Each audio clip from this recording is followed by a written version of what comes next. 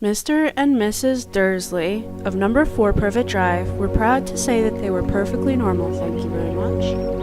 They were the last people you'd expect to be involved in anything strange or mysterious because they just didn't hold with that nonsense. Mr. Dursley was the director of a firm called Grunnings, which made drills. He was a big, beefy man with hardly any neck, although he did have a very large mustache. Mrs. Dursley was thin and blonde and had nearly twice the usual amount of neck, which came in very useful as she spent so much of her time craning over garden fences, spying on the neighbors. The Dursleys had a small son called Dudley, and in their opinion, there was no finer boy anywhere. The Dursleys had everything they wanted, but they also had a secret, and their greatest fear was that somebody would discover it. They didn't think that they could bear it if anyone found out about the Potters. Mrs. Potter was Mrs. Dursley's sister, but they hadn't met for several years. In fact, Mrs. Dursley pretended she didn't have a sister, because her sister and her good-for-nothing husband were as un-Dursleyish as it was possible to be. The Dursleys shuddered to think what the neighbors would say if the Potters arrived in the street. The Dursleys knew that the Potters had a small son, too, but they had never even seen him. This boy was another good reason for keeping the Potters away.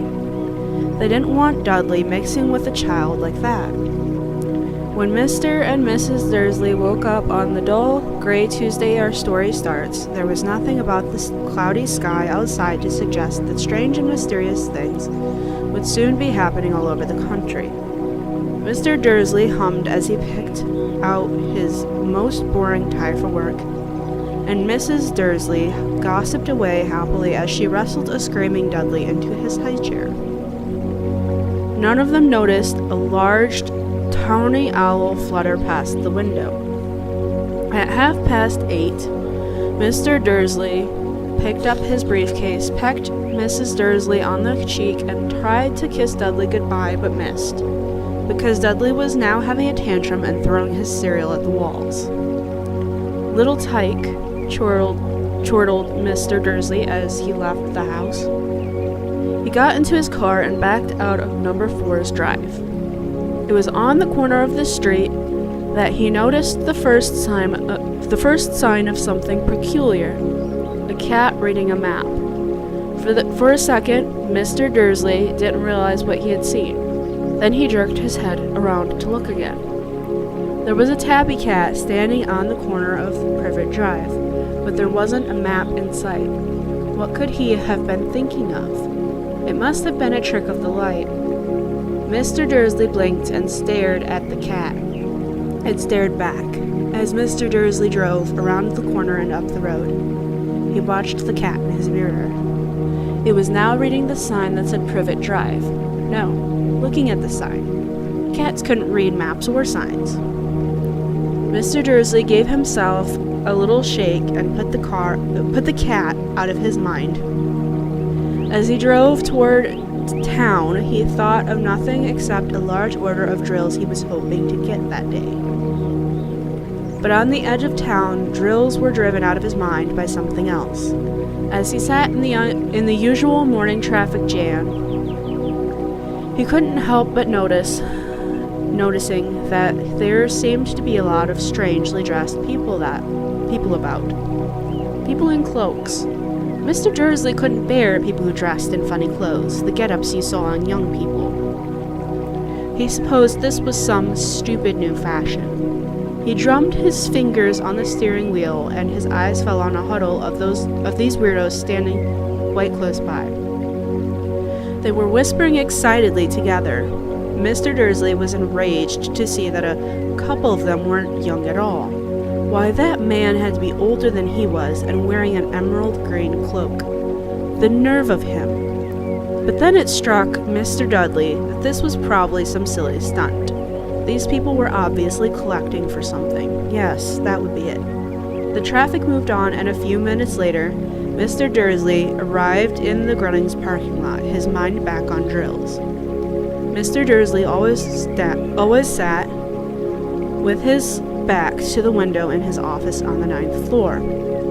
If he hadn't, he might have found it harder to concentrate on drills that morning. He didn't see the owls swooping past in broad daylight, though people down in the street did. They pointed and gazed open-mouthed as owl after owl sped overhead. Most of them had never seen an owl, even at nighttime. Mr. Dursley, however, had a perfectly normal owl-free morning.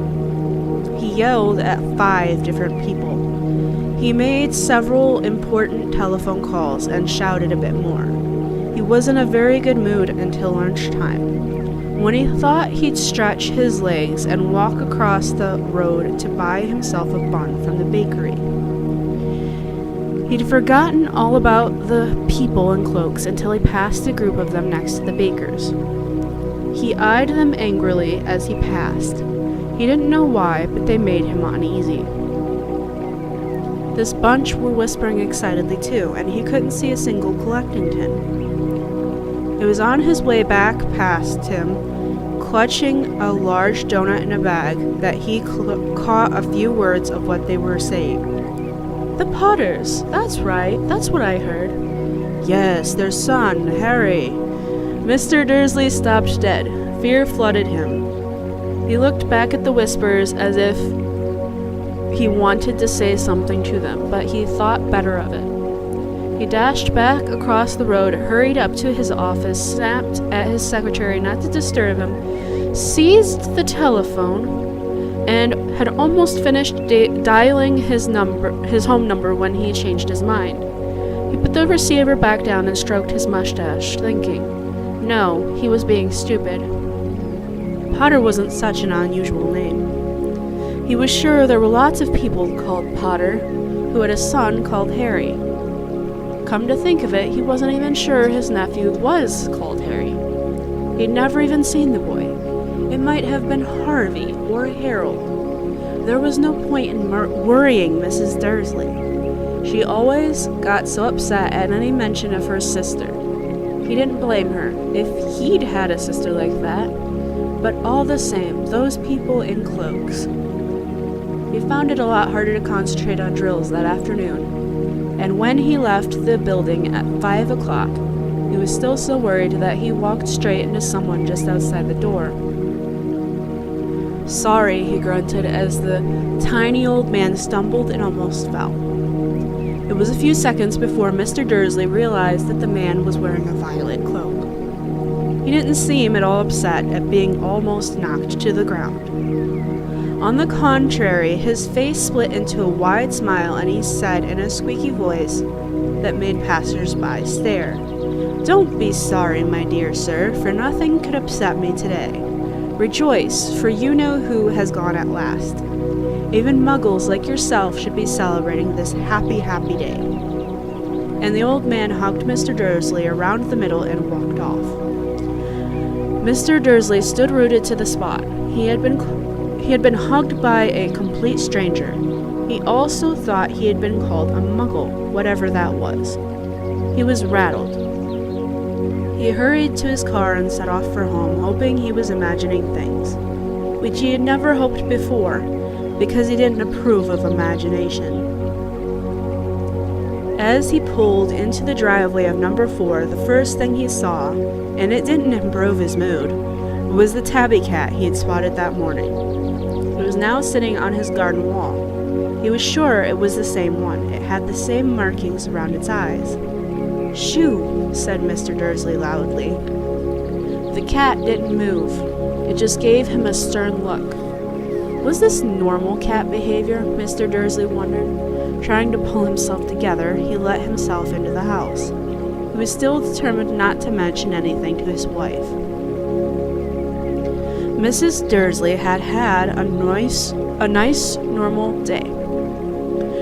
She told him over dinner all about Mrs. Next Door's problems with her daughter and how Dudley had learned a new word, won't. Mr. Dursley tried to act normally.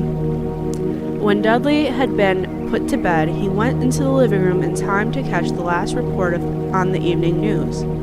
And finally, bird watchers everywhere have reported that the nation's owls have been behaving very unusually today. Although owls normally hunt at night and are hardly ever seen in daylight, there have been hundreds of sightings of these birds, flying in every direction since sunrise. Experts are unable to explain why the owls have suddenly changed their sleeping pattern. The newscaster allowed himself a grin. Most mysterious. And now, over to Jim McGuffin with the weather. Going to be any more showers of owls tonight, Jim?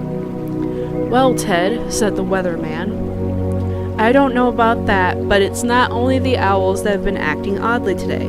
Viewers as far apart as Kent, Yorkshire, and Dundee have been phoning in to tell me that instead of the rain I promised yesterday, they've had a downpour of shooting stars. Perhaps people have been celebrating bonfire night early. It's not until next week, folks, but I can promise a wet night tonight. Mr. Dursley sat frozen in his armchair, shooting stars all over Britain, owls flying by daylight, mysterious people in cloaks all over the place, and a whisper about the Potters. Mrs. Dursley came into the living room carrying 2 cups of tea. It was no good. He'd have to say something to her. He cleared his throat nervously. Petunia, dear, you haven't heard from your sister lately, have you? As he had expected, Mrs. Dursley looked shocked and angry. After all, they normally pretended she didn't have a sister. No, she said sharply. Why? Funny stuff on the news, Mr. Dursley mumbled. Owls, shooting stars. And there were a lot of funny-looking people in town today. So, snapped Mrs. Dursley. Well, I just thought, maybe, it was something to do with, her crowd. Mrs. Dursley sipped her tea through pursed lips. Mr. Dursley wondered whether he dared tell her he'd heard the name Potter. He decided he didn't dare. Instead, he said, as casually as he could, their son. He'd be about Dudley's age now, wouldn't he? I suppose so, said Mrs. Dursley stiffly. What's his name again? Howard, isn't it? Harry. Nasty, common name if you ask me. Oh yes, said Mr. Dursley, his heart sinking horribly. Yes, I quite agree. He didn't say another word on the subject as they went upstairs to bed. While Mrs. Dursley was in the bathroom, Mr. Dursley crept to the bedroom window and peered down into the front garden. The cat was still there. It was staring down Privet Drive as though it were waiting for something. Was he imagining things? Could all this have to do with the Potters? If it did, if it got out that they were related to a pair of, well, he didn't think he could bear it. The Dursleys got into bed. Mrs. Dursley fell asleep quickly, but Mr. Dursley lay awake, turning it all over in his mind. His last comforting thought before he fell asleep was that even if the Potters were involved, there was no reason for them to come near him and Mrs. Dursley. The Potters knew very well that he and Petunia thought about them, what he and Petunia thought about them and their kind. He couldn't see how he and Petunia could get mixed up in anything that might be going on. He yawned and turned over. It couldn't affect them.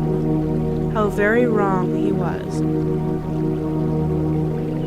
Mr. Dursley might have been drifting into an uneasy sleep, but the cat on the wall outside was showing no sign of sleepiness. It was sitting as still as a statue, its eyes fixed unblinkingly on the far corner of Privet Drive. It didn't so much as quiver when a car door slammed on the next street, nor when two owls swooped overhead. In fact, it was nearly midnight before the cat moved at all. A man appeared on the corner the cat had been watching. Appeared so suddenly and silently, you'd have thought he'd just popped out of the ground. The cat's tail twitched and its eyes narrowed. Nothing like this man had ever been seen on Privet Drive. He was tall, thin, and very old, judging by the silver of his hair and beard, which were both long enough to tuck into his belt. He was wearing long robes, a purple cloak that swept the ground, and high-heeled buckled boots. His blue eyes were light, bright, and sparkling behind half-moon spectacles, and his nose was very long and crooked, as though it had been broken at least twice. This man's name was Albus Dumbledore. Albus Dumbledore didn't seem to realize that he had just arrived in a street where everything from his name to his boots was unwelcome. He was busy rummaging in his cloak, looking for something. But he did seem to realize he was being watched, because he looked up suddenly at the cat, which was still staring at him from the other end of the street. For some reason, the sight of the cat seemed to amuse him. He chuckled and muttered, I should have known." He found what he was looking for in his inside pocket. It seemed to be a silver cigarette lighter. He flicked it open and held it up in the air and clicked it. The nearest street lamp went out with a little pop. He clicked it again. The next lamp flickered into darkness. 12 times he clicked the outer until the only lights left on the whole street were 2 tiny pinpricks in the distance, which were the eyes of the cat watching him. If anyone looked out of their window now, even beady-eyed Mrs. Dursley, they wouldn't be able to see anything that was happening down on the pavement. Dumbledore slipped the put outer back inside his cloak and set off down the street toward number 4, where he sat down on the wall next to the cat. He didn't look at it, but after a moment he spoke to it. "Fancy seeing you here, Professor McGonagall." He turned to smile at the tabby, but it had gone.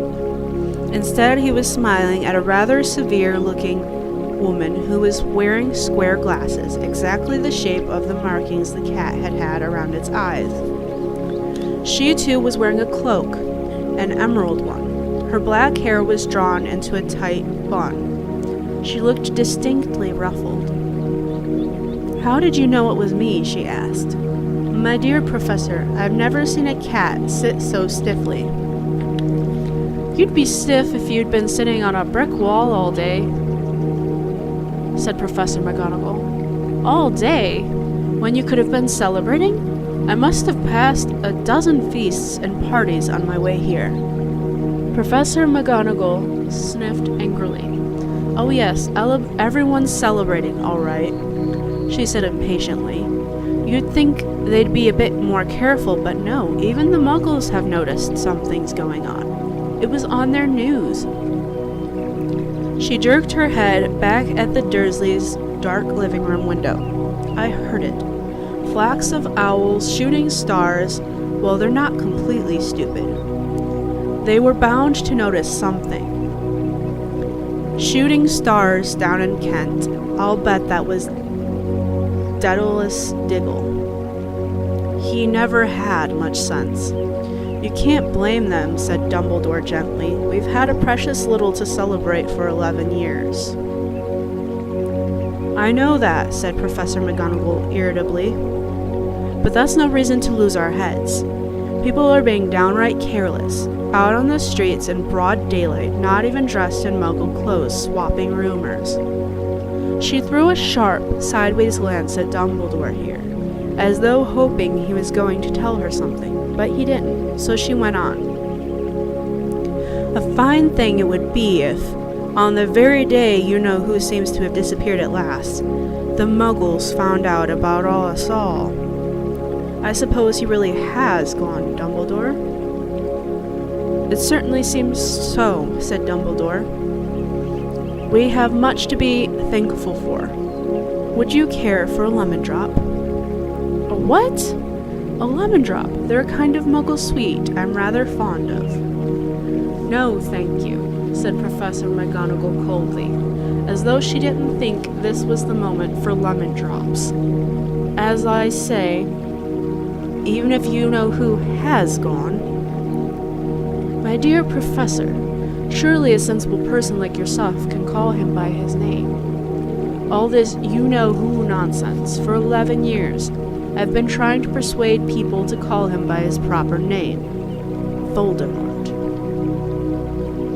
Professor McGonagall flinched, but Dumbledore, who was unsticking 2 lemon drops, seemed not to notice.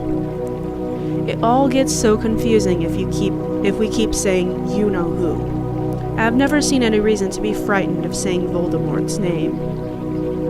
I know you haven't, said Professor McGonagall, sounding half exasperated, half admiring. But you're different. Everyone knows you're the only one you-know-who, all right, Voldemort, was frightened of. You flatter me, said Dumbledore calmly. Voldemort had powers I will never have. Only because you're too, well, noble to use them. It's lucky it's dark. I haven't blushed so much since Madame Pomfrey told me she liked my new earmuffs. Professor McGonagall shot a sharp look at Dumbledore and said, The owls are nothing next to the rumors that are flying around. You know what everyone's saying about why he's disappeared? About what finally stopped him? It seemed that Professor McGonagall had reached the point she was almost anxious to discuss. The real reason she had been waiting on a cold, hard wall all day. For neither as a cat nor as a woman had she fixed Dumbledore with such a piercing stare as she did now. It was plain that whatever everyone was saying, she was not going to believe it until Dumbledore told her it was true. Dumbledore, however, was choosing another lemon drop and did not answer. What they're saying, she pressed on, is that last night Voldemort turned up in Godric's Hollow. He went to find the Potters. The rumor is that Lily and James Potter that they're dead. Dumbledore bowed his head. Professor McGonagall gasped. Lily and James, I can't believe it. I didn't want to believe it. Oh, Albus. Dumbledore reached out and patted her on the shoulder. I know, he said heavily. Professor McGonagall's voice trembled as she went on. That's not all. They're saying he tried to kill the Potter's son, Harry, but he couldn't. He couldn't kill that little boy. No one knows why or how, but they're saying that when he couldn't kill Harry Potter, Voldemort's power somehow broke, and that's why he's gone. Dumbledore nodded glumly. It's true? Faltered Professor McGonagall. After all he's done, all the people he's killed, he couldn't kill a little boy? It's just astounding, of all the things to stop him. But how in the name of heaven did Harry survive? We can only guess, said Dumbledore. We may never know. Professor McGonagall pulled out a lace handkerchief and dabbed at her eyes beneath her spectacles. Dumbledore gave a great sniff as he took a golden watch from his pocket and examined it. It was a very odd watch. It had 12 hands, but no numbers. Instead, little planets were moving around the edge. It must have made sense to Dumbledore, though, because he put it back in his pocket and said, Hagrid's late. I suppose it was he who told you I'd be here, by the way. Yes, said Professor McGonagall. And I didn't suppose you're going to tell me why you're here, of all places. I've come to bring Harry to his aunt and uncle. They're the only family he has left now. You can't mean the people who live here, cried Professor McGonagall, jumping to her feet and pointing at number 4. Dumbledore, you can't. I've been watching them all day. You couldn't find 2 people who are less like us. And they've got this son. I saw him kicking his mother all the way up the street, screaming for sweets. Harry Potter, come and live here. It's the best place for him, said Dumbledore firmly. His aunt and uncle will be able to explain everything to him when he's older. I've written them a letter. A letter? Repeated Professor McGonagall faintly, sitting back down on the wall. Really, Dumbledore, you think you can explain all this in a letter? These people will never understand him. He'll be famous, a legend. I wouldn't be surprised if today was known as Harry Potter Day in the future. There will be books written about Harry. Every child in our world will know his name. Exactly, said Dumbledore, looking very seriously over the top of his half-moon glasses. It would be enough to turn any boy's head. Famous before he can walk and talk. Famous for something he won't even remember. Can't you see how much better off he'll be growing up away from all that until he's ready to take it? Professor McGonagall opened her mouth, changed her mind, swallowed, and then said, Yes, you're right, of course. But how is the boy getting here, Dumbledore? She eyed his cloak suddenly, as though she thought he might be hiding Harry underneath it.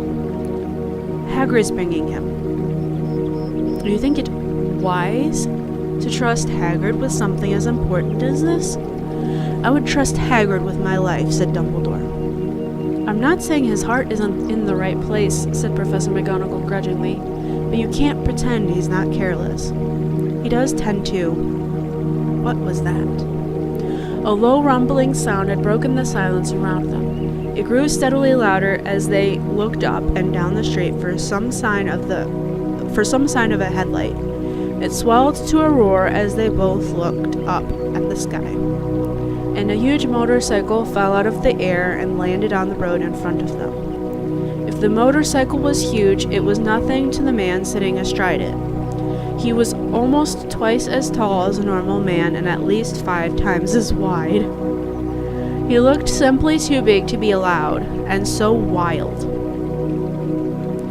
Long tangles of bushy black hair and beard hid most of his face. He had hands the size of trash can lids, and his feet in their leather boots were like baby dolphins. In his vast, muscular arms he was holding a bundle of blankets. Hagrid, said Dumbledore, sounding relieved. At last. And where did you get that motorcycle? Borrowed it, Professor Dumbledore, sir, said the giant, climbing carefully off the motorcycle as he spoke. Young Sirius Black lent it to me. I've got him, sir. No problems, were there? No, sir. The house was almost destroyed, but I got him out all right before the muggles started swarming around. He fell asleep as we was flying over Bristol. Dumbledore and Professor McGonagall bent forward over the bundle of blankets.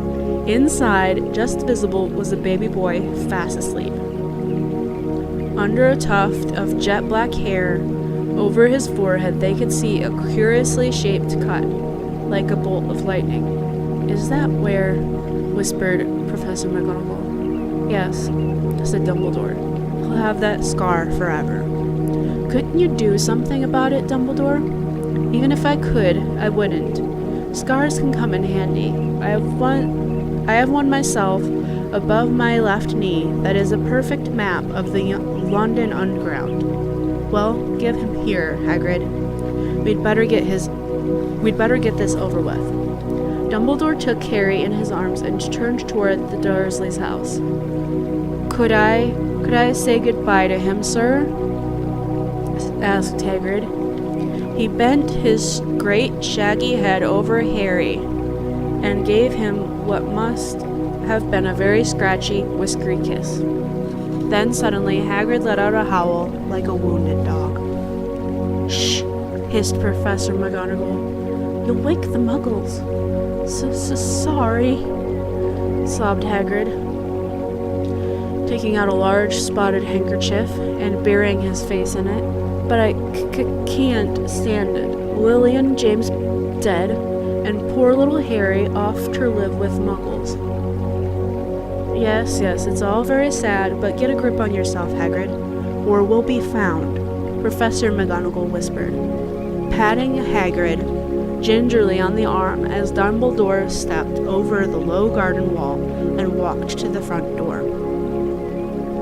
He laid Harry gently on the doorstep, took a letter out of his cloak, tucked it inside Harry's blankets, and then came back to the other two. For a full minute, 3 of them stood and looked at the little bundle. Hagrid's shoulders shook. Professor McGonagall blinked furiously, and the twinkling light that usually shone from Dumbledore's eyes seemed to have gone out. "Well," said Dumbledore finally, "that's that.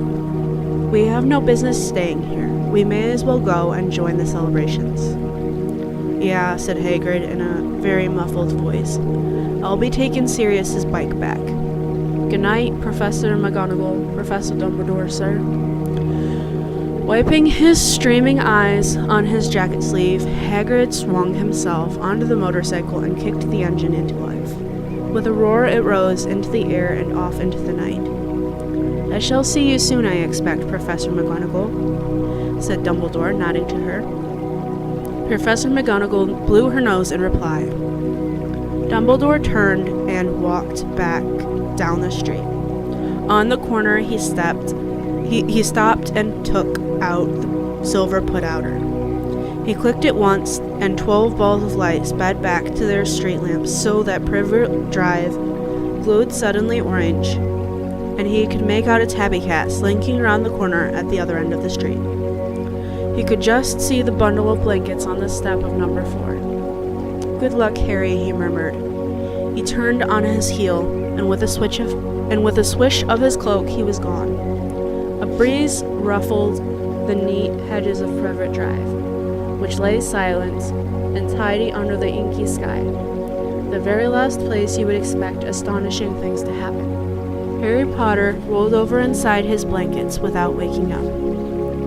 One small hand closed on the letter beside him, and he slept on, not knowing he was special, not knowing he was famous, not knowing he would be woken in a few hours' time by Mrs. Dudley's scream as she opened the front door to put out the milk bottles, nor that he would spend the next few weeks being prodded and pinched by his cousin Dudley.